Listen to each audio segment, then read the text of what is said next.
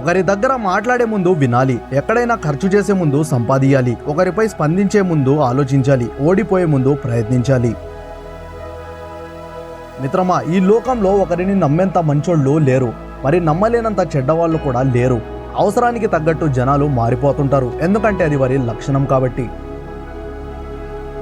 ఇప్పటి మనుషులు ఎలా ఉన్నారంటే, నీ దగ్గర వారికి అవసరం ఉందనుకో అమ్మా అంటారు, మరి అవసరం తీరిపోయాక నీ అమ్మ అని అంటారు.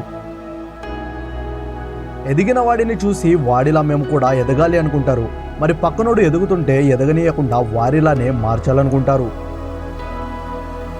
ఒక వయస్సు వచ్చాక ఈ లోకానికి లోకమైనా పర్వాలేదు, కానీ కుటుంబ సభ్యులకు మాత్రం భారం కాకూడదు.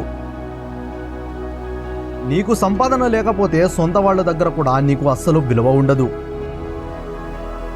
విజయం మనకు ఒకే దారిని సూచిస్తుంది, కానీ అపజయం 100 పరిష్కారాలను అందిస్తుంది. అందుకే పరిష్కారం లేని సమస్య గురించి చింతించకు, పరిష్కారం ఉన్న సమస్యను వదులుకోకు. మనుషుల పరిచయం అందరూ చేసుకుంటారు, అందులో పెద్ద గొప్పేమీ లేదు, కానీ వాళ్ళ మనసుని అర్థం చేసుకునేవారు గొప్పవాళ్ళు. ఏం చేస్తున్నావు అని కాకుండా ఎలా ఉన్నావు అని అడగండి. సంపాదన ఎంత అని కాదు, సంతోషంగా ఉన్నావా అని అడగండి. కేవలం పని ఉన్నప్పుడే కాదు, పని కట్టుకొని మాట్లాడండి. జీవితంలో అన్నిటికంటే భయంకరమైనది ఏమిటో తెలుసా? మనకు అత్యంత ఇష్టమైన వారి మౌనం, అది భరించలేని నరకం. నటన లోకంలో నటించే మనుషుల మధ్య మేము కూడా నటిస్తూ బ్రతుకుతున్నాం. కష్టపడి పనిచేయడం అనేది నీ విజయానికి పునాది లాంటిది. మిత్రమా, నువ్వు అనుకున్నది సాధించాలంటే నీకు కావాల్సింది రెండు.